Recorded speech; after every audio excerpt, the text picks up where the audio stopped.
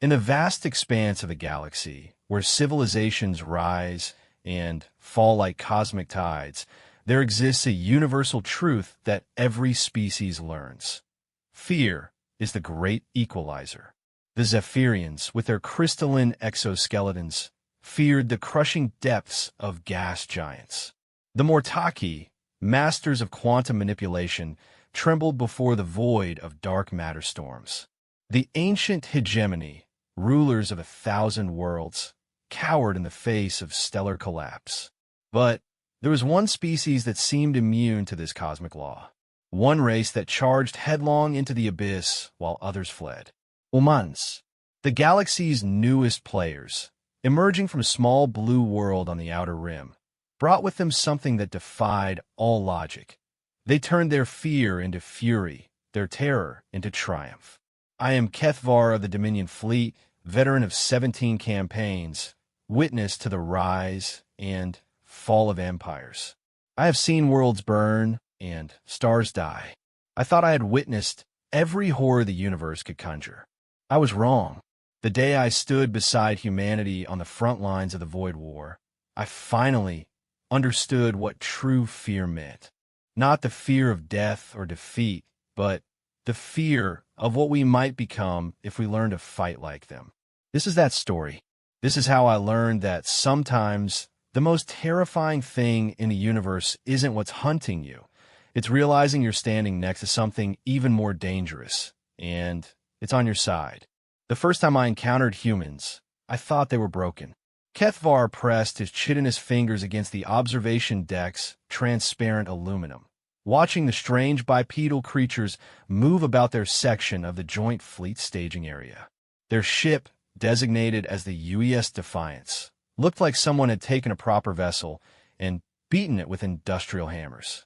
Scarred hull, plating, mismatched weapon systems, and what appeared to be jury-rigged engines that should have exploded the moment they attempted faster-than-light travel.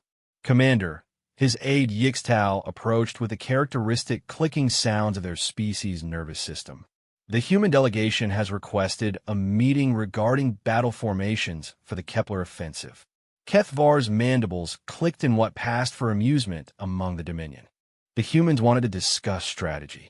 These newcomers, who had been in space for barely 2 centuries, wanted to advise species that had been waging interstellar warfare since before their sun had formed its planetary system. Very well. Arrange the meeting in Conference Base 7. And, Yixtal, ensure the atmospheric mixture accommodates their unusual requirements. The humans needed an oxygen-nitrogen blend that would have been toxic to most civilized species. Another mark of their primitive nature, Kethvar mused. Advanced species had long ago evolved past such restrictive biological limitations. 3 hours later, Kethvar found himself face-to-face with the human delegation.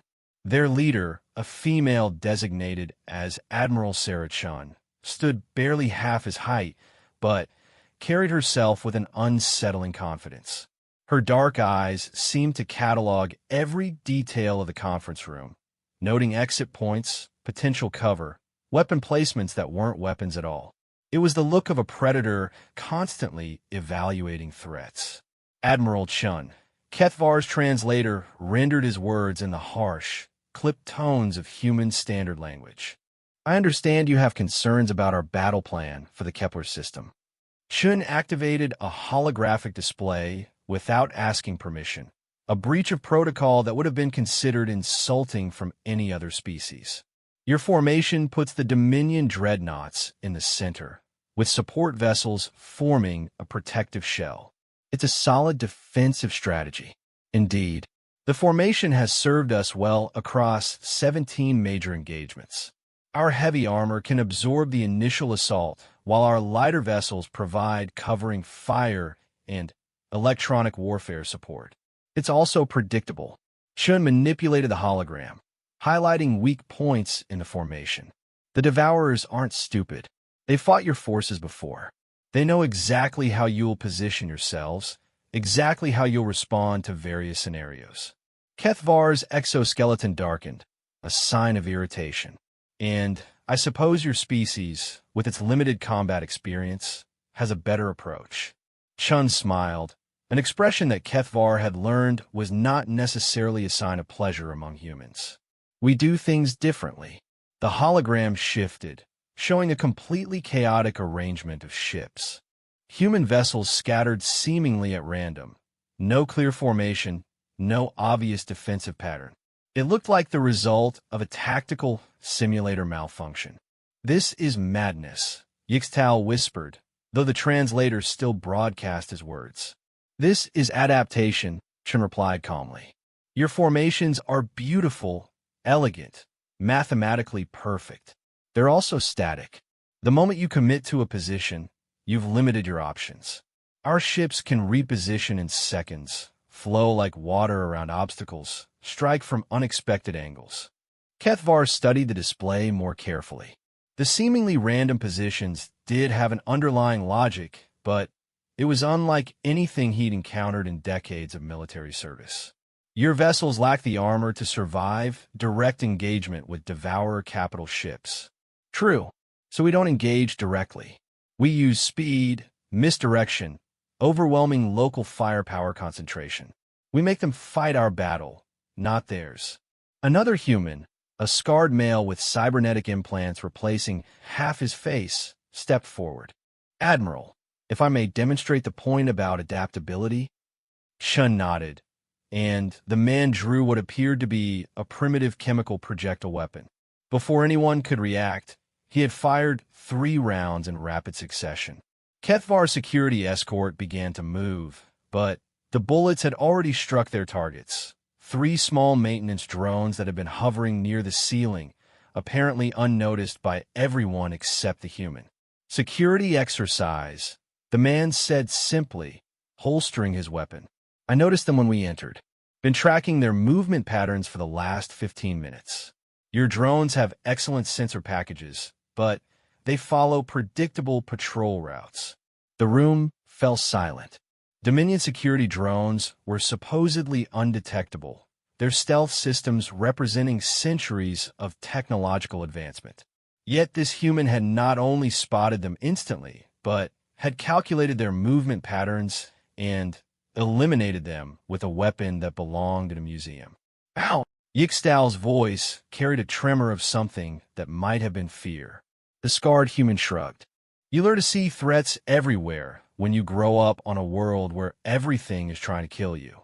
Your drones move like hunters, but they hunt like machines. Predictable." Shin deactivated the holographic display. "This is what we bring to your alliance, Commander Kethvar. Not bigger guns or better armor, but a different way of thinking about warfare. The Devourers have adapted to fighting every major galactic power. They know your tactics, your technologies, your limitations. But they've never fought humans before."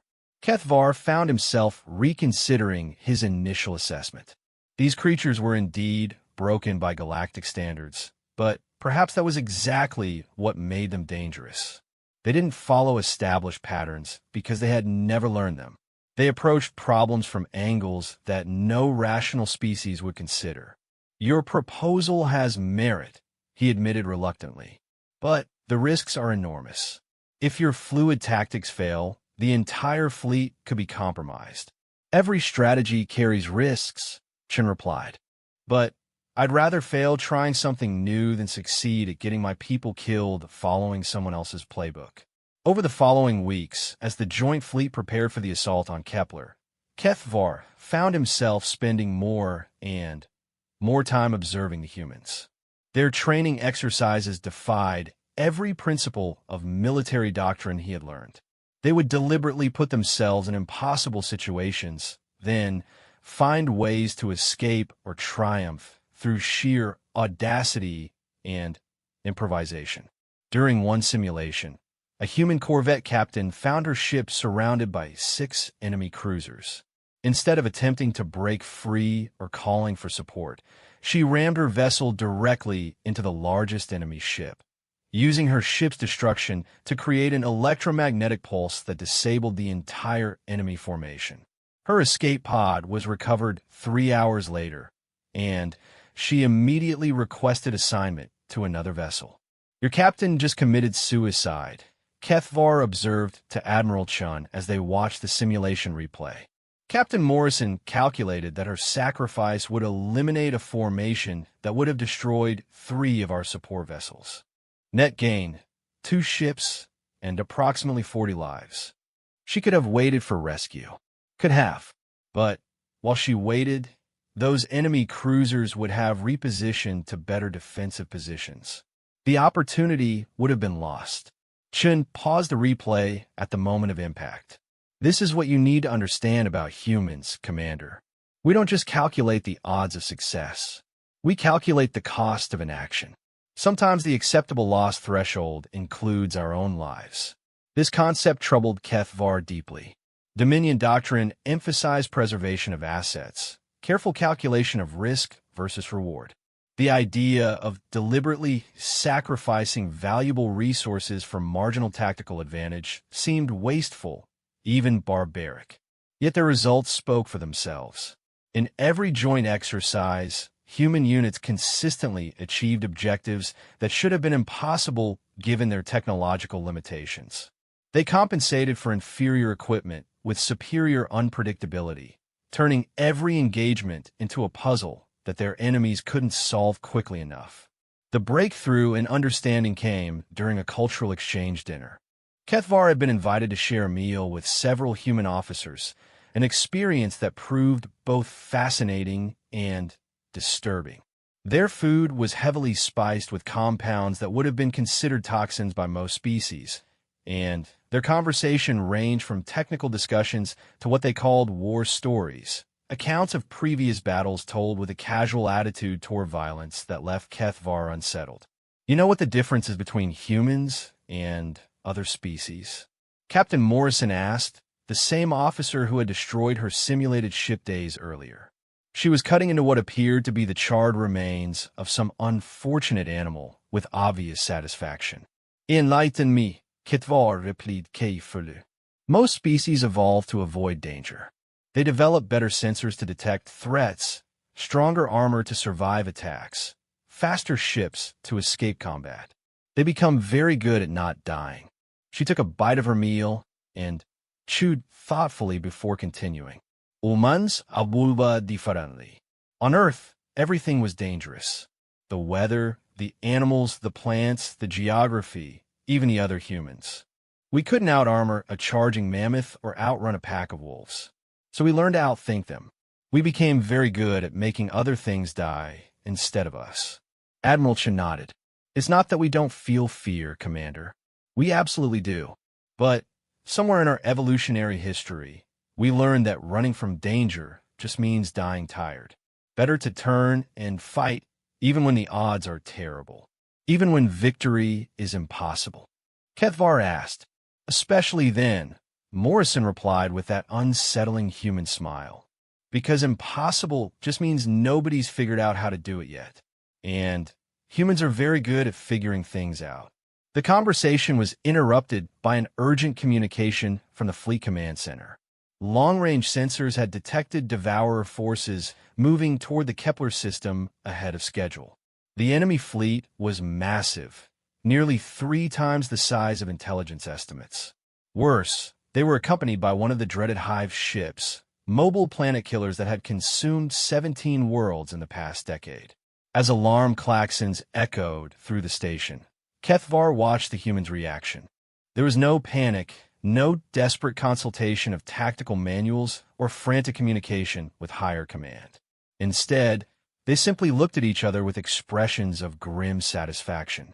Well, Admiral Chun said, standing and straightening her uniform, I guess we get to find out if our theories work in practice. Captain Morrison cracked her knuckles, a sound that somehow seemed more ominous than it should have. Time to show these galaxy-eating bastards what happens when they mess with someone from a Class 12 death world. As the humans filed out to their combat positions, Kethvar realized that his assessment had been completely wrong. These creatures weren't broken at all. They were exactly what evolution had designed them to be. Survivors who turned every disadvantage into a weapon, every desperate situation into an opportunity. The battle for Kepler would begin in 18 hours. For the first time in his military career, Kethvar found himself genuinely uncertain about the outcome. Not because he doubted their chances of victory, but because he was beginning to suspect that humanity's definition of victory might be very different from everyone else's. The last thing he heard as the humans departed was Morrison whistling some sort of melody, a sound that was somehow both cheerful and deeply unsettling. Later, he would learn it was called the Battle Hymn of the Republic, and that humans had a disturbing habit of singing such songs while walking into situations that should have terrified them into paralysis. As the fleet prepared for the most crucial battle of the war, Kethvar finally understood why so many species had chosen to align themselves with these newcomers. It wasn't because humans were the strongest or the smartest or the most advanced. It was because when faced with impossible odds, humans didn't retreat or surrender or seek diplomatic solutions. They smiled and asked if anyone had any good ideas about how to make the impossible happen faster. The Devourer fleet emerged from hyperspace like a plague made manifest. Kethvar stood on the bridge of the Dominion flagship Eternal Vigilance, watching his tactical displays light up with threat markers. 1,200 enemy vessels, their biomechanical hulls pulsing with predatory hunger, spread across the Kepler system in a formation that spoke of ancient malevolence and practiced efficiency. At their center, the hive ship Consumption Absolute dwarfed everything around it, a moon-sized horror that had already begun extending feeding tendrils toward the system's inhabited worlds. Deployment complete, reported Fleet Coordinator Zefka. All Allied forces are in position according to the Modified Battle Plan. The Modified Battle Plan, 3 weeks of heated debate, had finally resulted in a compromise between traditional Dominion tactics and human recommendations. The heavy ships would still form the primary battle line, but human vessels were given unprecedented freedom to operate as independent strike elements. It was a doctrine that violated centuries of proven military science, but the alternative was facing the largest devourer incursion in galactic history with conventional tactics that had failed against smaller forces. Human vessels, report status, Kethvar commanded. Admiral Chen's voice crackled through the communications array. All Terran units ready, Commander. We're showing green across all boards. Green was apparently human military terminology for operational readiness. Kethvar had grown accustomed to their colorful linguistic peculiarities during the planning phase, though he still found their casual approach to military protocol unsettling. The human portion of the fleet looked insignificant compared to the massive Dominion dreadnoughts. 47 vessels of various configurations, none larger than a heavy cruiser, scattered throughout the system in what still appeared to be random positions. Intelligence reports suggested that human ships were fragile by galactic standards, built for speed and maneuverability rather than survivability. Against the biomechanical monstrosities approaching them, they looked like insects preparing to challenge dragons. Enemy forces are moving into attack formation, Yixtal announced from his sensor station. Estimated time to engagement range, 14 minutes. 14 minutes to determine whether the alliance between the galaxy's oldest military tradition and its newest warriors would result in victory or catastrophe. Kethvar had fought in enough battles to recognize when conventional tactics would fail. The Devourer fleet was simply too large, too experienced, too well adapted to fighting against every known strategic doctrine. If they were going to survive this encounter, it would require something unprecedented. Admiral Chun, he opened a direct channel to the human command ship. You may begin operations at your discretion. Acknowledge, Commander. All Terran units, this is actual. You are cleared for Pattern 7. Repeat, Pattern 7 is authorized. Kethvar had no idea what Pattern 7 meant, but within seconds the human vessels began moving. Not in formation, not following any recognizable tactical doctrine, but in what appeared to be controlled chaos. Ships accelerated in different directions, some diving toward the system star, others climbing above the orbital plane, a few actually moving directly toward the approaching Devourer fleet. What are they doing? Zefka's voice carried the strain of watching Allied forces apparently scatter in panic. Before Kethvar could respond, the first human ship reached weapons range of the Devourer advance scouts. The UES Relentless, a missile cruiser that should have been destroyed within seconds of engaging bioships 10 times its size, opened fire with a salvo that defied every principle of naval warfare. Instead of targeting the enemy vessels directly, the Relentless fired into empty space, sending hundreds of missiles on trajectories that seemed to serve no tactical purpose. The Devourer scouts ignored the apparently misfired weapons and closed distance for the kill. That's when the missiles revealed their true nature. Each projectile split into dozens of smaller warheads, creating a three-dimensional minefield that the Devourer scouts flew directly into. The bioship's natural defenses, evolved to deflect direct attacks, were useless against omnidirectional detonations. In the space of 30 seconds, 6 enemy vessels were reduced to drifting debris. The Relentless didn't wait to assess damage. It was already accelerating away from the engagement zone, having fired its entire missile inventory in a single devastating salvo. Another human ship, the UES Defiance, took its place and repeated the performance with energy weapons, using the system's asteroid belt as cover to avoid return fire. "Magnificent," Kethvar whispered, watching the tactical display update. The humans weren't engaging in ship-to-ship combat at all. They were turning the entire system into a weapon, using gravity wells, orbital mechanics, and environmental hazards to multiply their firepower while minimizing their exposure to counterattack. But the Devourers were learning. The Scouts' destruction had provided valuable intelligence about human tactics, and the main fleet began adapting accordingly.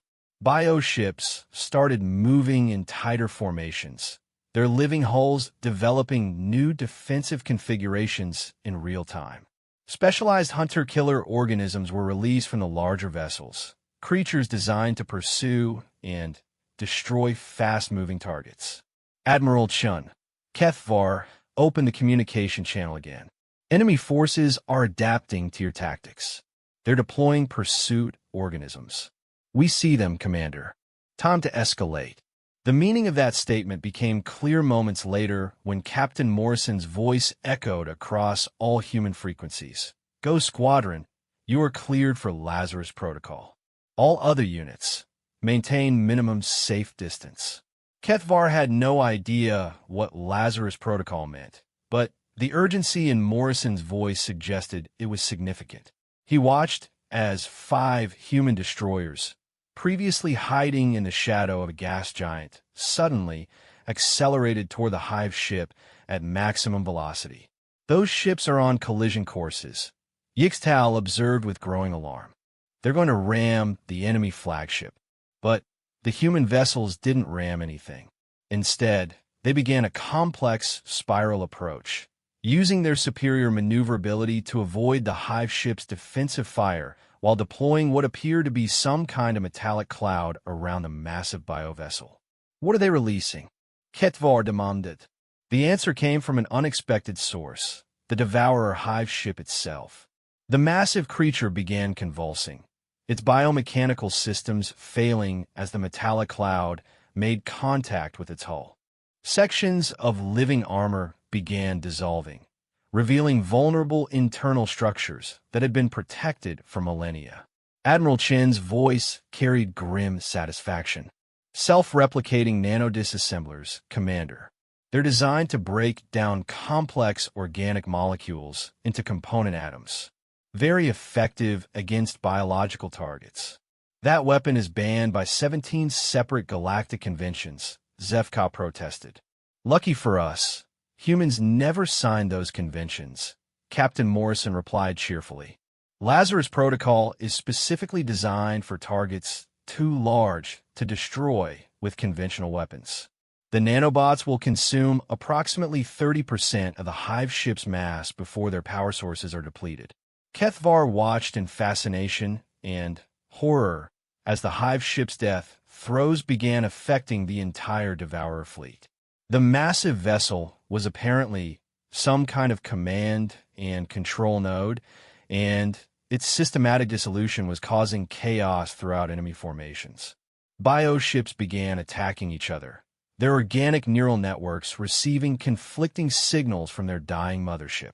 But the humans weren't finished. As the Devourer fleet struggled to maintain cohesion, human vessels throughout the system began implementing what Admiral Chun called harassment protocols. They didn't engage in direct combat, but instead focused on disrupting enemy formations, destroying communication relays, and eliminating key command vessels. The UES Defiance demonstrated the pinnacle of this approach when it engaged a Devourer battleship 3 times its size.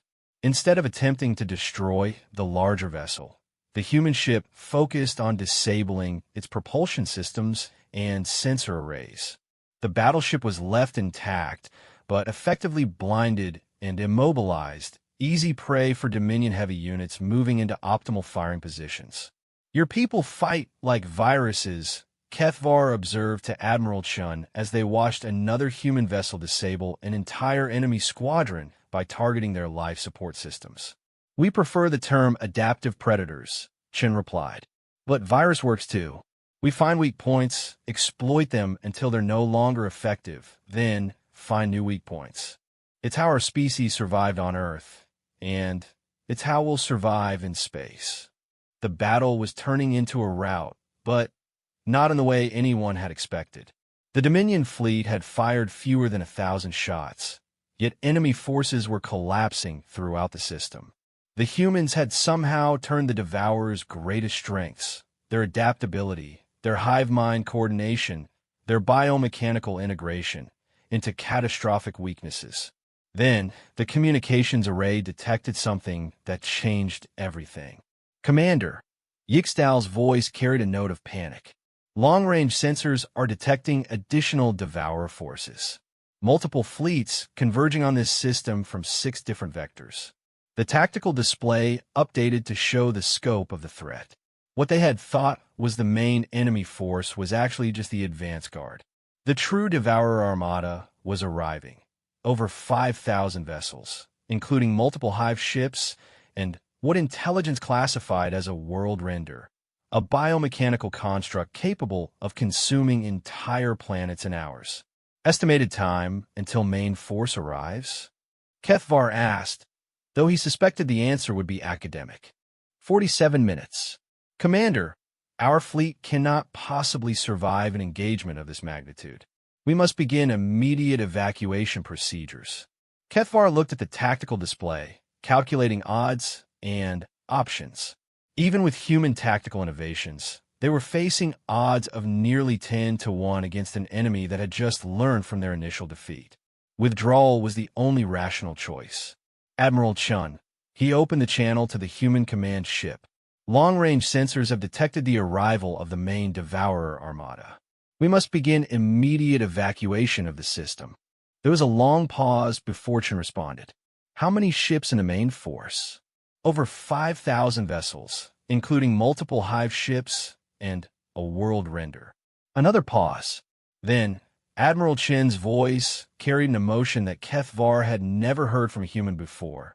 Not fear, but something that might have been anticipation. "Commander, I need you to relay a message to all Allied forces. Tell them that in approximately 45 minutes, they're going to witness something that has never happened before in galactic history." "What message?" "Tell them they're about to see what happens when humans stop holding back." The communication ended, leaving Kethvar staring at his tactical display in confusion. Stop holding back? The human forces had already deployed weapons that violated galactic law, tactics that defied military logic, and strategies that seemed to treat their own lives as acceptable losses. What exactly had they been holding back?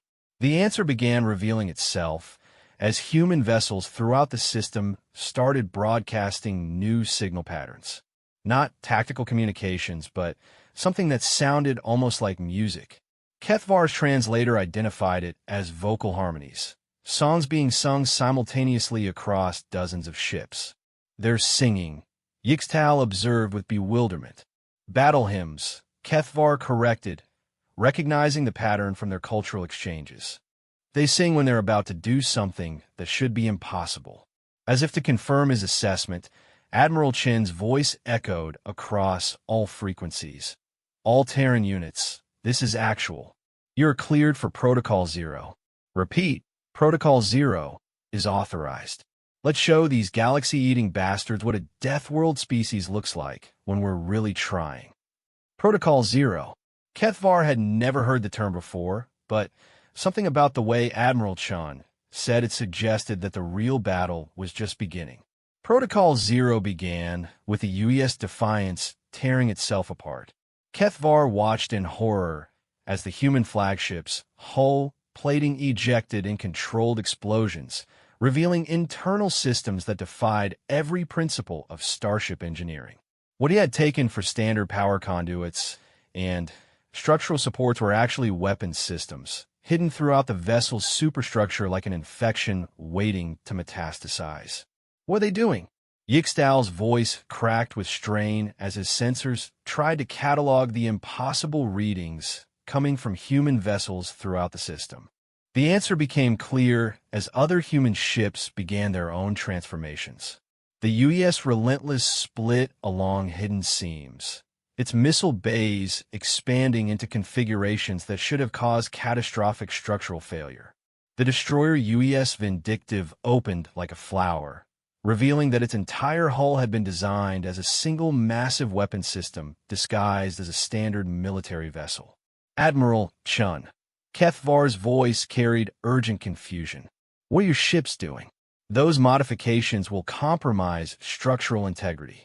Chin's reply came through communication systems that were now broadcasting on frequencies that shouldn't have been possible with standard equipment. Commander, there's something you need to understand about human military doctrine. Everything you've seen so far was us playing by everyone else's rules. Protocol 0 means we stop pretending to be a normal spacefaring species. The tactical display updated with readings that made no sense. Human vessels were suddenly showing energy outputs that exceeded their reactor specifications by orders of magnitude. Weapons systems were powering up that hadn't been detected by any sensor sweep. Most disturbing of all, the ships were moving in ways that violated basic physics. The UES Defiance demonstrated the impossibility by executing a 90-degree course change without slowing down, turning inside its own maneuver radius through some mechanism that should have liquefied every living thing aboard.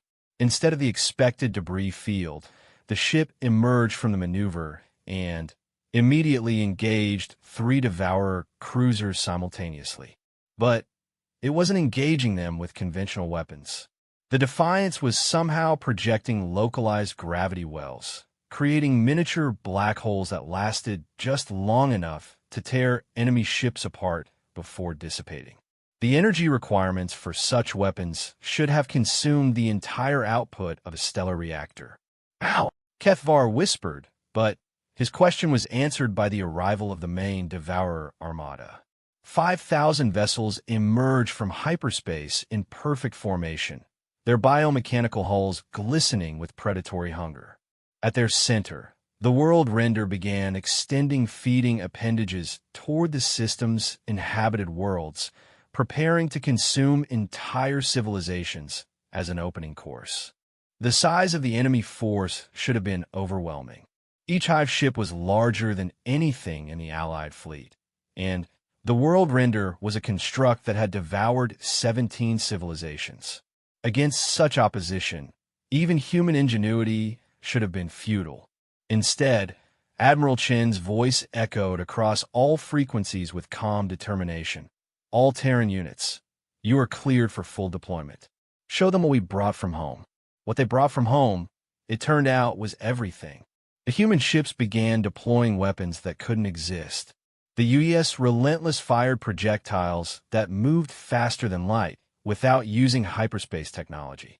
The destroyer Vindictive generated energy beams that somehow curved around obstacles to strike targets behind cover. Most impossibly, The frigate U.S. Determination began firing weapons that struck their targets several seconds before they were actually fired. Temporal artillery, Admiral Chun explained when HFY demanded an explanation. We fire into the past, targeting where enemy ships were 3 seconds ago. Very effective against opponents who haven't learned to think in 4 dimensions. But the truly terrifying moment came when the world render began its feeding process. The massive construct extended biomechanical tendrils toward the system's primary inhabited world, preparing to drain its biosphere in a matter of hours. The process had never been successfully interrupted in recorded galactic history. Captain Morrison's scarred face appeared on HFY's communication screen, grinning with an expression that belonged on an apex predator, not a sentient being. Commander, you might want to move your ships to minimum safe distance. We're about to deploy the Omega option. What is the Omega option? Something we really hoped we'd never have to use. But since these bastards want to eat inhabited worlds, they get to learn why you don't threaten human civilians. The U.S. Defiance began broadcasting a signal unlike anything HFY had ever encountered. Not a communication or sensor sweep, but something that seemed to reach directly into the quantum structure of reality itself. The signal propagated outward at impossible speeds, and wherever it touched, space-time itself began to change. The world renders feeding tendrils suddenly encountered resistance. Not energy shields or defensive systems, but the fundamental laws of physics refusing to cooperate. The massive construct's biomechanical systems began failing as entropy itself turned against it. What are you doing? HFY demanded. Quantum warfare, Admiral Chun replied matter-of-factly. We're rewriting the local laws of physics to make biological processes catastrophically inefficient. The world render's metabolism is now consuming more energy than its feeding systems can provide. The massive construct began convulsing as its own biological processes became unsustainable. Sections of living hull started dying, creating cascade failures throughout its superstructure. Within minutes, the largest biomechanical weapon in Devourer history was tearing itself apart at the molecular level. But the humans weren't finished. As the world render collapsed, human vessels throughout the system began implementing what Admiral Chun called ecosystem warfare. Instead of destroying enemy ships, they were somehow converting them, turning the Devourer's own biomechanical systems against them. The U.S. Determination fired what appeared to be standard missiles at a Hive ship, but the projectiles didn't explode on impact. Instead, they began rewriting the target's genetic code in real time, turning the massive biovessel into a chrysalis. Minutes later, the transformed ship emerged as something that was no longer recognizably Devourer technology. You're not destroying them, HFY observed with growing horror. You're converting them. Destruction is wasteful, Captain Morrison replied. We're upgrading them. Their biotechnology is actually quite impressive once you remove the hostile programming and genocidal imperatives. These ships will make excellent additions to human defense fleets. The battle was no longer a battle. It had become something unprecedented in galactic history, the systematic conversion of an entire enemy fleet. Human vessels darted between Devourer formations like antibodies in a bloodstream, not destroying threats, but transforming them into allies. Within 2 hours, the largest military force in Devourer history had been reduced to drifting hulks or converted into human assets. The few enemy vessels that attempted to retreat found themselves unable to enter hyperspace, their navigation systems somehow convinced that they were already at their intended destinations. How? HFY asked as the last Devourer vessel was either destroyed or converted. How is any of this possible? Admiral Chen's image appeared on his main screen, and for the first time since he'd known her, she looked tired. Not physically exhausted, but carrying the weight of decisions that went far beyond military tactics. Commander, there's something about humans that we don't usually mention to other species. We didn't evolve to be another space-faring civilization. We evolved to be the thing that other species have nightmares about. She gestured toward the tactical display, showing the aftermath of the battle. Earth isn't just a death world because of its environment. It's a death world because everything on it evolved to survive impossible odds. We didn't develop technology to explore the stars. We developed it to survive in a universe that was actively trying to kill us. Captain Morrison joined the communication, his scarred face carrying grim satisfaction. Every weapon we just used, every impossible technology, every violation of physics, we developed all of it on Earth. We've been preparing for galactic warfare since before we knew the galaxy existed. But why hide these capabilities? Kethvar asked. Because, Admiral Chun replied, the moment other species realize what humans are actually capable of, they'll have to decide whether we're potential allies or an existential threat that needs to be eliminated. We've been hoping that working together would make that choice easier. The implication hung in the space between them like a sword. Humans hadn't joined the galactic community as equals seeking acceptance. They had infiltrated it as apex predators, evaluating whether the other species were prey or competitors. What happens now? Kethvar asked. Admiral Chin's expression softened slightly. Now we help rebuild the worlds the Devourers damaged, integrate the converted bioships into joint defense fleets, and continue pretending that humans are just another spacefaring species that happens to be unusually good at warfare. And if other species realize the truth, then we hope they're smart enough to remember that we chose to be allies instead of conquerors, Captain Morrison replied. Because the alternative is finding out what Protocol Omega looks like.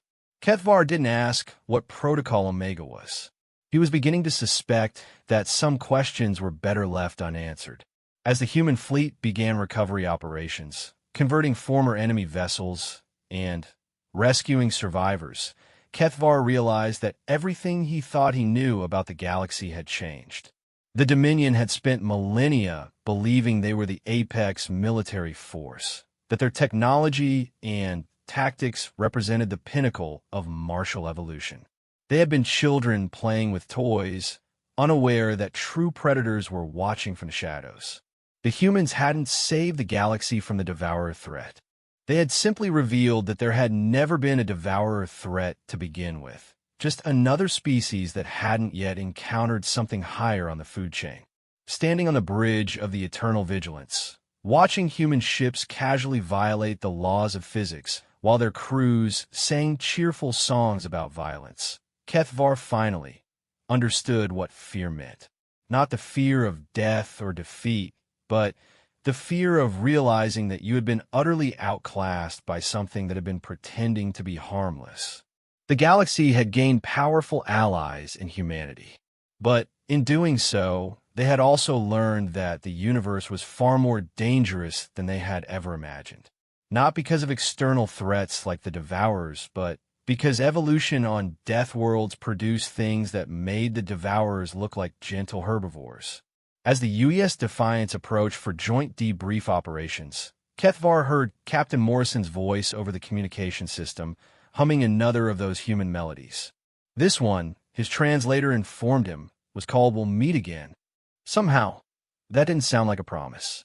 It sounded like a threat. And for the first time in his military career, Kethvar found himself genuinely terrified of his own allies.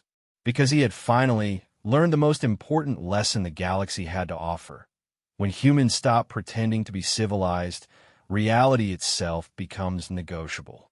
The war against the Devourers was over. But Kethvar suspected that humanity's real war, the one for the future of galactic civilization, was just beginning. And he wasn't sure which side he wanted to be on.